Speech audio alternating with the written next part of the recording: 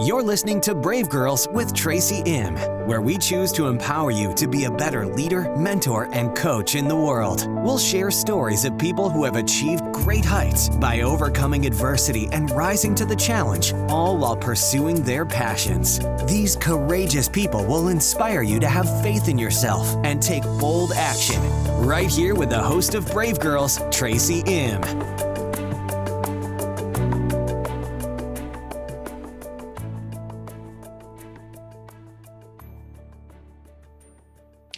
Episode 25, Honor the Pain with Priya Soni.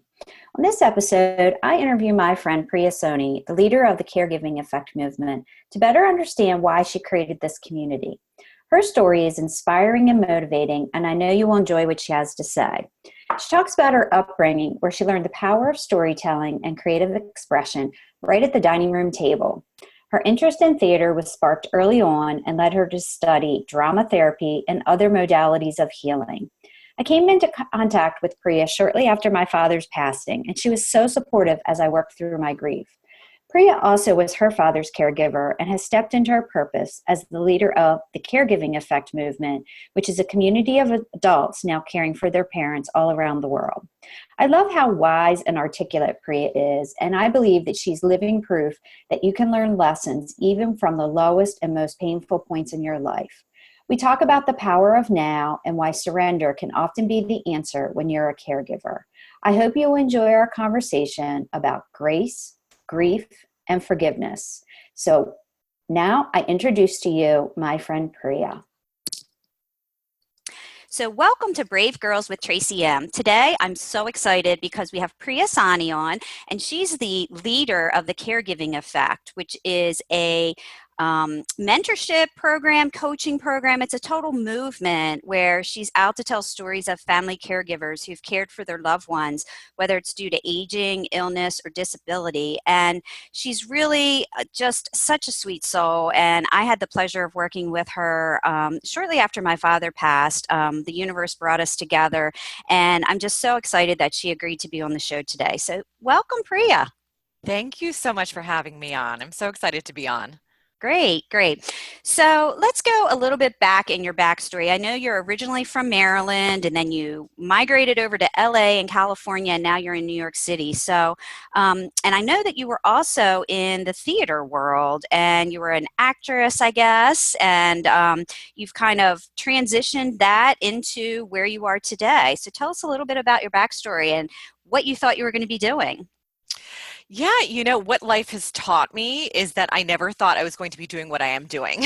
So it is really, truly going hand in hand with life is what I have learned.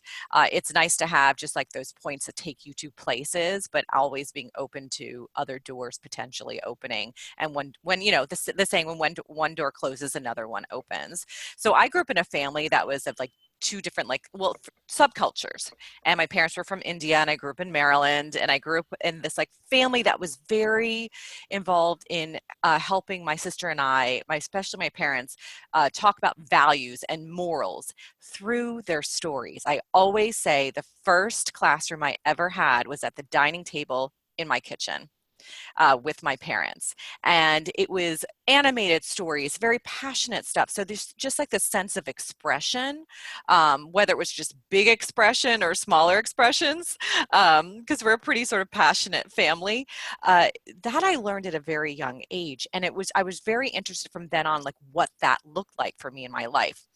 And so I started to get involved when I was a little bit older in high school in sign language. And that helped me sort of just come out of my shell, American Sign Language, where I always say I've felt my loudest voice heard through a language that people often think of as quite silent.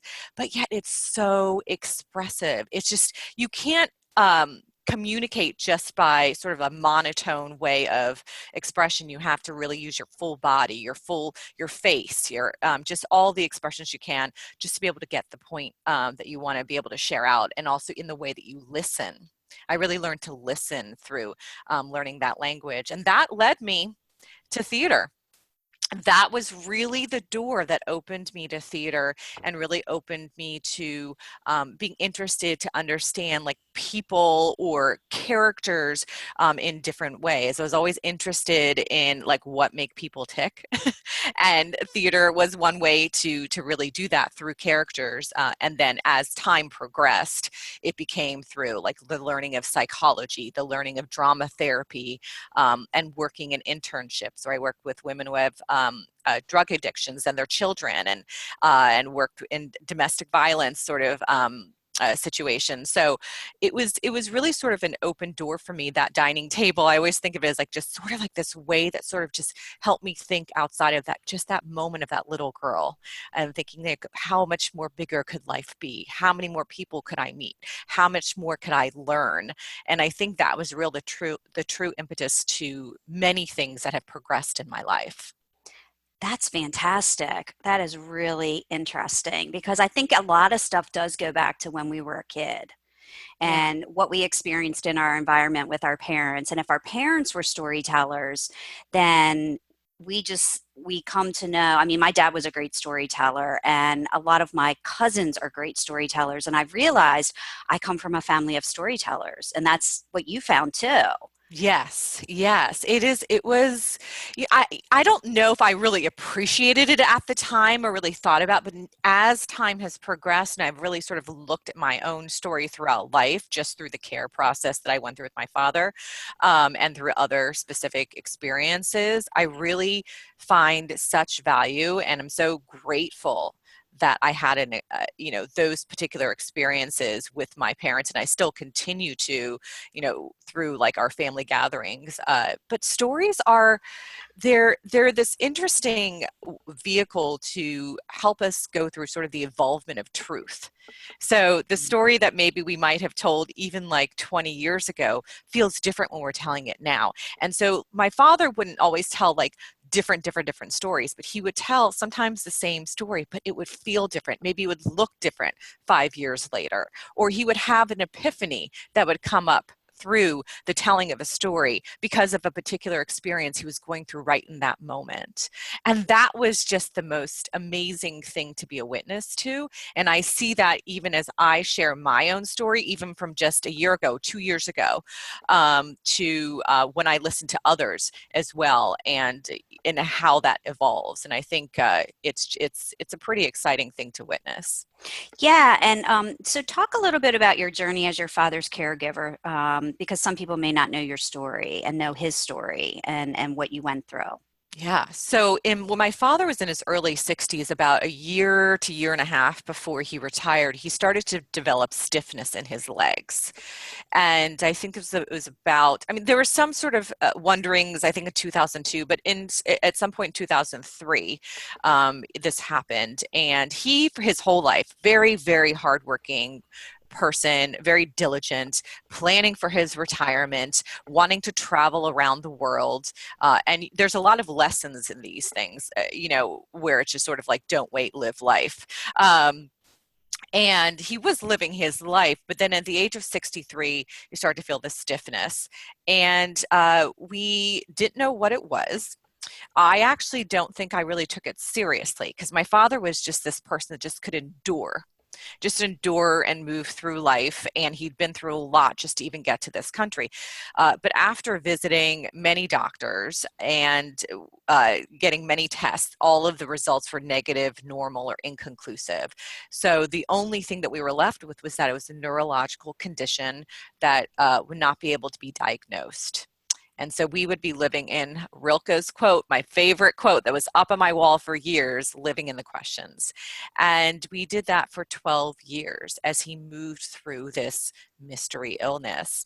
And through that process was a real, again, learning experience, a real, again, sort of like sitting at the table, the dining table, having these conversations, revisiting sort of the values and the morals that we grew up with and saying, okay, how do we create this life for ourselves? Our family's changing, dad is changing. It was about a reintroduction to him in a way that I had never experienced or anticipated. So I always think of my father.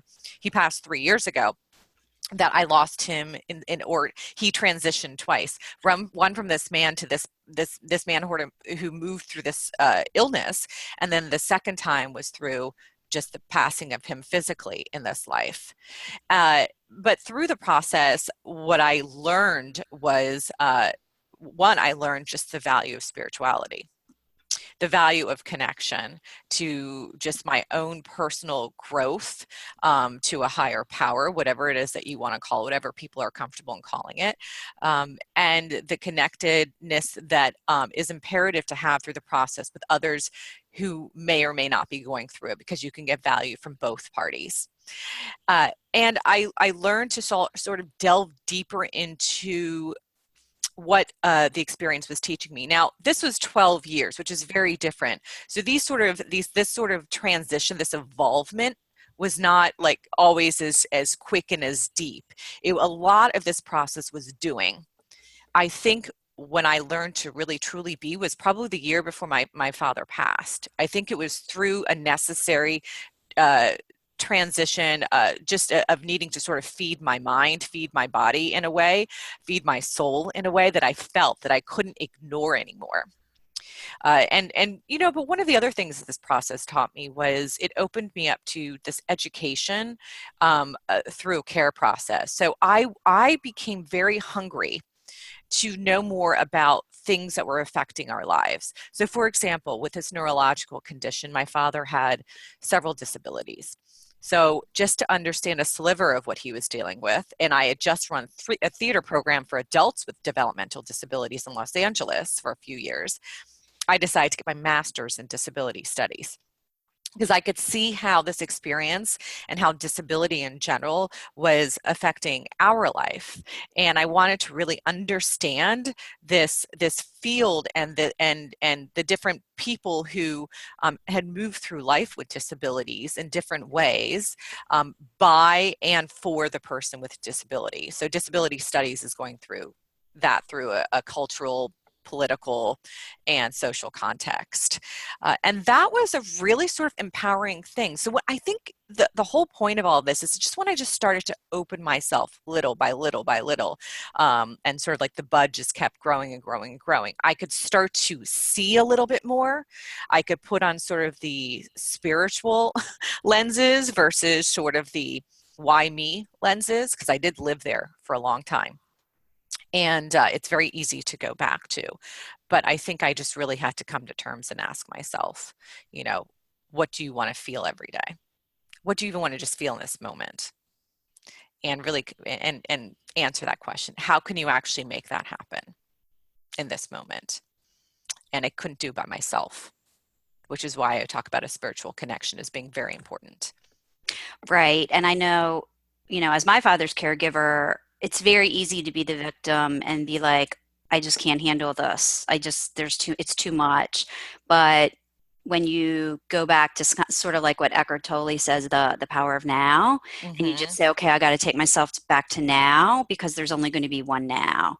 And that was very helpful to me. And also learning to just surrender to what is, and, not knowing, my father had pancreatic cancer, so we didn't know.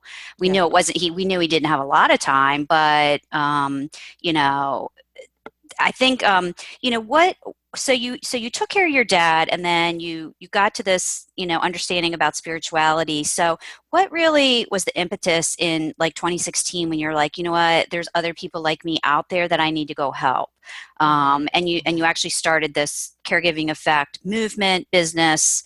There really wasn't a lot of support in the world, really, as more of us were kind of coming along and caring for older parents who were ill and things like that. What was really your like, I've got to be the one? Yeah, so I think it was really witnessing my father going through the dying process versus sort of like the actual end result being, passing. Death was where I learned to really, really want to live. I really and I think just sort of this road through spirituality really helped that. And it was actually in 2015, January of 2015, when my father passed. And about only just 2.5 months later, when I just had this idea. And I think I think sort of the sense of connecting more to myself, whether it was even at like going to the gym or being outside or just finding different ways to live. And that would sort of gratify me again with that feeling, that being sort of sense. Really helped me think, what else is possible? I actually have a choice. It was allowing myself to say, I have a choice. And it really depends upon if I'm willing to actually follow that choice. And I have a choice in every minute of every day. So even if I decide to for this next hour not to, I can actually shift that. And through that, I actually start to have conversations. So first I had a choice of sharing what I'd gone through. Right. And getting comfortable with that, because I didn't really bring a voice to it except within my own family, maybe very, very close friends. And then it was having these small siloed conversations with people who had either been through loss, who had been through a caregiving process, who were going through grief about something. And in those moments, we started to just hear each other. I mean, it was just like, wow, somebody else has gone through this. Because I really I didn't really know who else was out there. And I don't know if I really extended myself as much through the process of care. I also felt sort of alienated in the way because my father had a mystery illness. So I didn't really know who could sort of relate. I was in my 20s when he became ill. And so a lot of people in my age range were not going through this experience.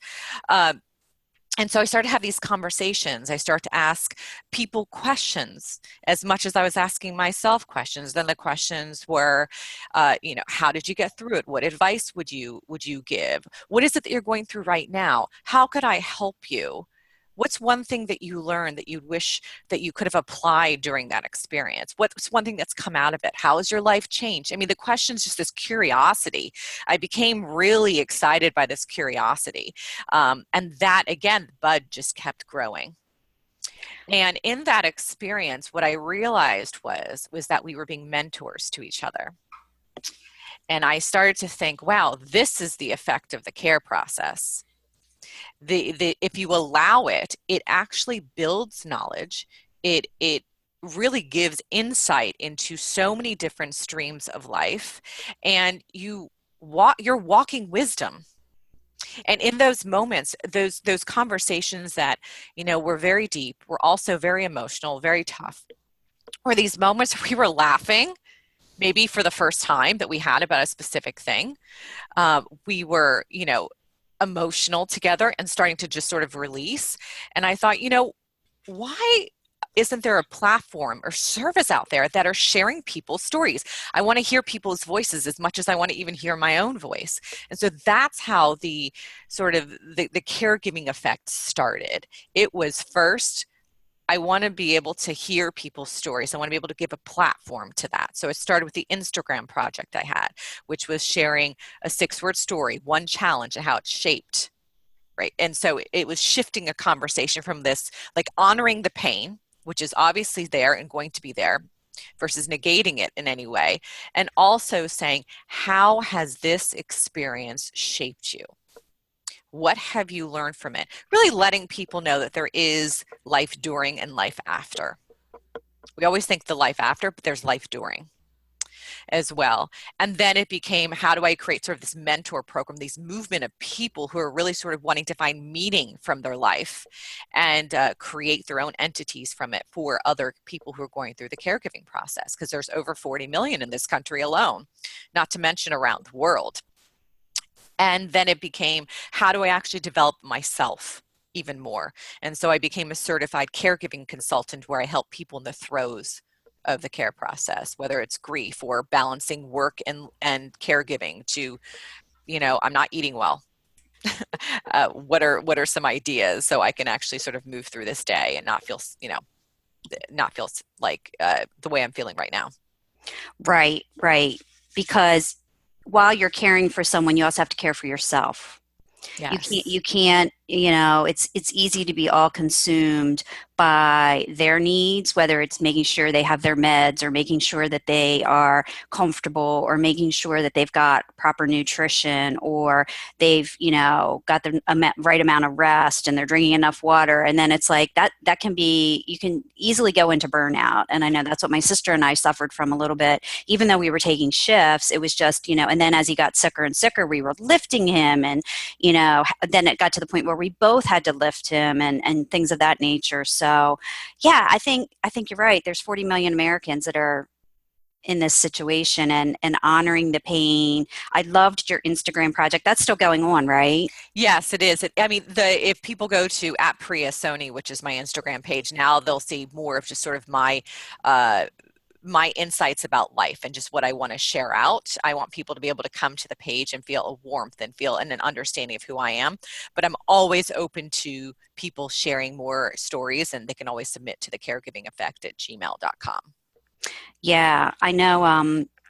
People's stories are amazing, and I think you're right. It's sort of like while you're caregiving, as they transition, and then the grief. It's a whole journey that you go on, and you do feel alone, and you do feel like there's nobody out there that you, and then giving voice to your story, and can I even talk about it, or are people going to be kind of annoyed that I'm still like lingering in my grief, and when am I going to get out of it, or be through it. And I don't think you're ever through it. It's just you deal with it a little bit differently. Yeah, it's interesting. We tend to sort of lay ourselves on extremes. And I think it's about, I always say, finding the full color in the experience. So sort of finding yourself in the middle, like where sometimes the grief and the healing walk hand in hand. Sometimes one's leading the other, but it's a process that we're going through our whole life. And it's one that, if we allow it to, really just affects our growth in a positive way. Yes, because there's always going to be someone passing, whether it's a relative or it's a friend or it's a child or, a work colleague. And so the more you can hone that skill or that ability to go through the ups and the downs. Yeah. Yeah. And that's one thing we have in common, loss doesn't discriminate. It affects everyone.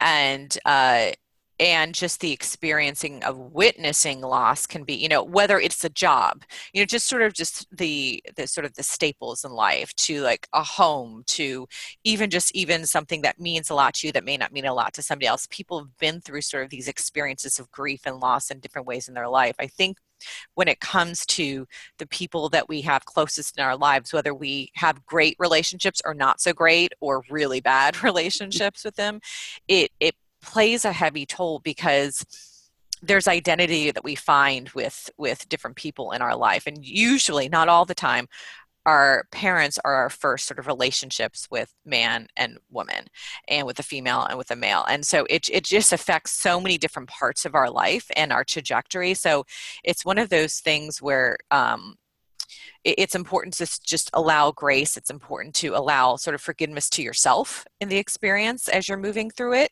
as much as you need to forgive others. And I always think about forgiveness as a state of being versus this action that has this expectation attached to it. And if you allow it, it does really lend itself to a meaningful experience. And I think that's what I help people do to the core, is really find the meaning. And it's really not about finding it, it's uncovering it. Because it's there. Right.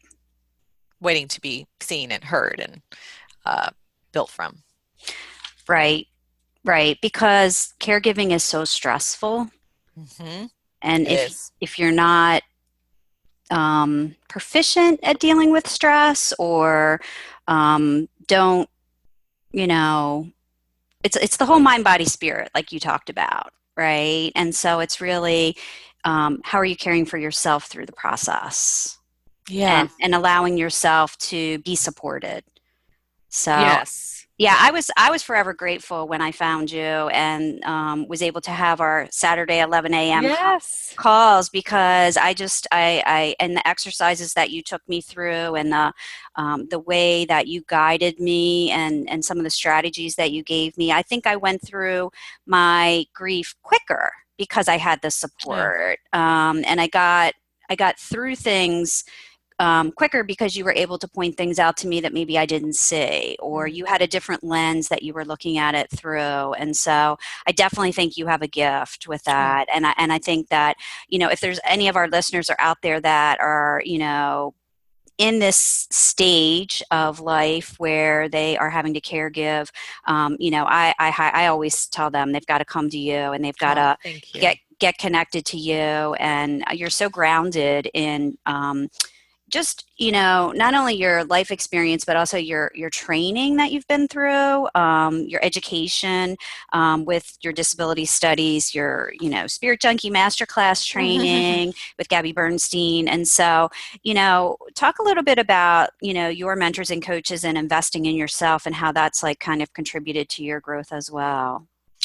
Yeah, so I think about mentor in ways, like I've talked to my parents that they were just, I think, mentoring us from when we were very young, my sister and I, to my grandparents, just witnessing how they lived their life.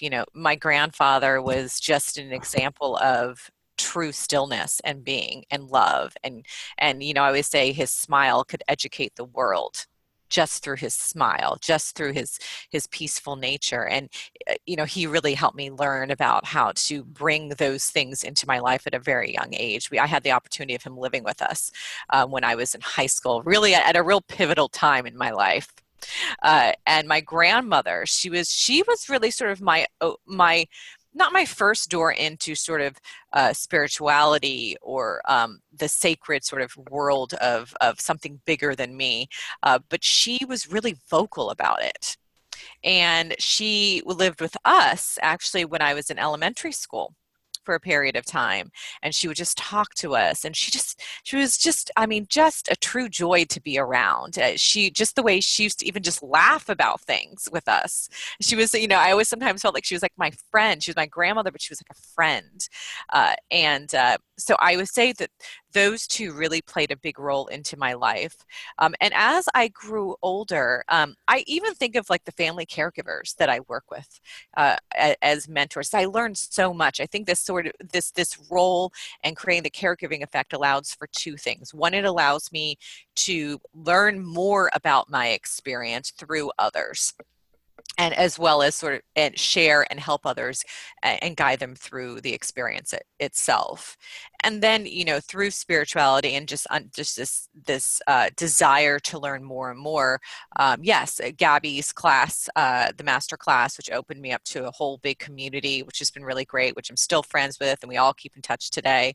I'm on Marianne Williamson's team of volunteers, so I see her every other Tuesday and get to be in that group of people, and that helps me recalibrate and listen to listen in a space that's very loving and very honest. Right. And it's a way to sort of just recalibrate as the week goes on. So just in those particular ways, I have had people who've really affected my life in a very good way. And I'm always, looking to learn from more. So I think those were the mentors that I've had so far in my life. Yeah, yeah. I think sometimes as women, we don't look at it as an investment in our growth by having these mentors and coaches and spending the money to be part Yeah. of their communities in programs and things like that. So my finale question is, what's the bravest thing you've ever done and how does it inspire you today? Yeah, that's such a great question. I think the bravest thing I've ever done, so there's a few. One is I've endured. I think there is something to that we don't always recognize. I think I finally acknowledged in my life that I have endured. Maybe time, maybe space, maybe the involvement of my story and my own truth has really helped. And I've shared my voice. I think that's a really brave thing to do.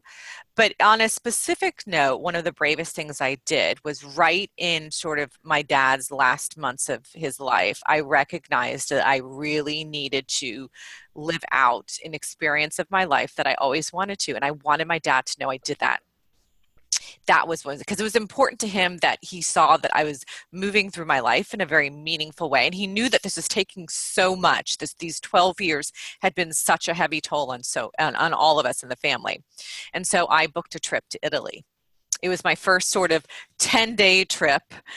It was on my own. It was a cooking vacation. It was, I'd saved up for something, and I made sure I told everybody I knew, so I could have so many people keep me accountable to it. So I wouldn't just say, oh no, I need to take care of dad or whatever it was. And I mentioned to my dad. And it was sort of, these vacations I've allowed myself to, I love traveling. I love different cultures and history and food and all of that, was a way to sort of honor my dad in some ways of things that he was not able to do. That he could see, oh, his daughter's able to do that. She's opening herself up right now versus like waiting later. And I wanted my father to witness that. And so coming back from that trip and sharing that with him was pretty awesome. Yeah. And, in the beginning of the interview, you talked about how he had, been this hard worker and saved his money, and it was all going to be about when he retired and he was going to get to travel. And then he gets hit with this mysterious illness. And so what a gift you gave him by, living that out, what he thought he was going to have in his life, and to know that you weren't going to wait, that you were going to go for it, and you were going to, do something for yourself. And I mean, Italy cooking, oh my gosh, 10 days, like that's fantastic. Well, and I operate with like a gluten-free diet, so I had to find something that did that as well, and I did. I mean, also in Europe and stuff, that the way we make things are different over there compared to here. So, so it was a little bit easier. But yeah, it was just like, it was like really looking at life from this lens and saying, I have a choice.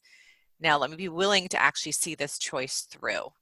And let me be willing to see something differently. And when I learned that, I could actually wrap my head around leaving for 10 days versus this thing of like, I need to be there. I need to be doing this stuff. What if something falls through? All of the what if questions, just getting things in place so I could actually enjoy my experience. And then my father could enjoy it too, in a way. Right. Yeah. Right. Because then you were able to really fully be immersed. And then when you came back, you could talk to him about it. Exactly. So, well, thank you so much for being on the show today. I just wish you the best of luck. And I know that you're meant to help so many people through your experience and through your wisdom and through your journey as your father's caregiver and the movement that you've started. So I just thank you. Thank you. This is wonderful. I hope you enjoyed this episode of Brave Girls with Tracy M. as much as I did creating it. Each show is produced with you, the listener, in mind, as you look for inspiration and motivation from other brave souls as you pursue your desires. I'd love to hear your feedback, so please leave me a review on iTunes. I read every one. And check out my website, tracym.com, for more free resources. You can also join my list and sign up for my newsletter right from the homepage. Until next time, stay strong, believe in your dreams, and go do something brave. We appreciate you joining us for this episode of Brave Girls with Tracy M. and hope that you enjoyed the show. For more information about today's episode, as well as additional free resources to help you achieve greatness in your life, visit tracym.com and sign up for our mailing list. Until next time, dream big, believe in yourself, and let your brilliance shine as only you can do.